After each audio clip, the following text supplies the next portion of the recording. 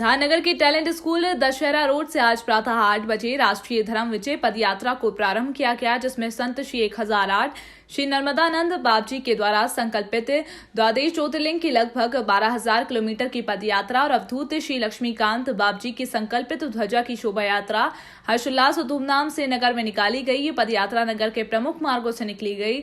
पदयात्रा का नगर वासियों के द्वारा हार पहनाकर और पुष्प वर्षा का जगह जगह भव्य स्वागत हुआ।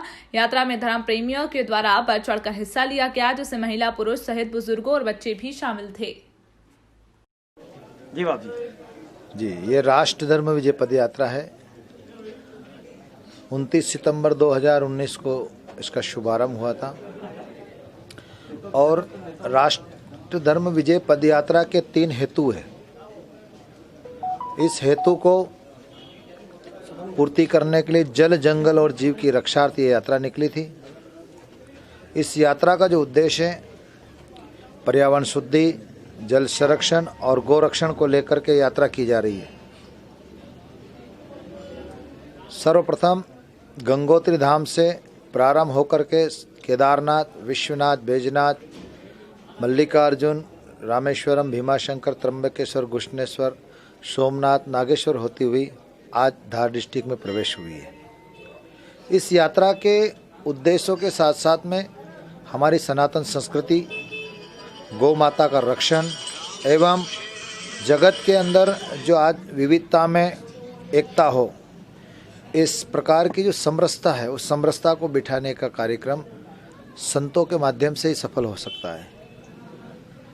ऐसा नहीं कि एक संत करे, सभी संत के समाज के लोगों को मिल करके इस भारतवर्ष में हमारे यहाँ 6,200,000 करीब गांव हैं और 20 लाख करीब इस देश में संत हैं।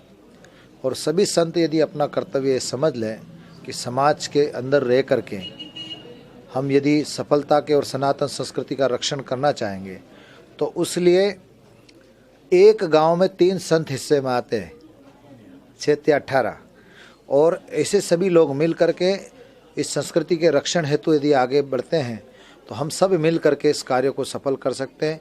ये भारत देश हिंदू राष्ट्र था, हिंदू राष्ट्र है और हिंदू राष्ट्र रहेगा।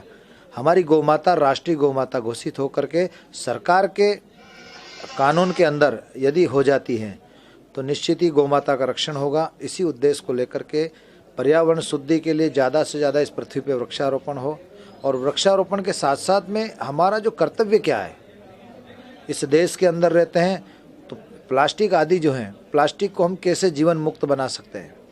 इस देश को जिस प्रकार से आज सिंगल यूज वाली प्लास्टिक गली गलियों में दौड़ती है, तो उस प्लास्टिकों को हवा के माध्यम से इधर उधर दौड़ती है, उस प्लास्टिक को रोक करके हम एक बॉटल के अंदर उसको जगह दे दें।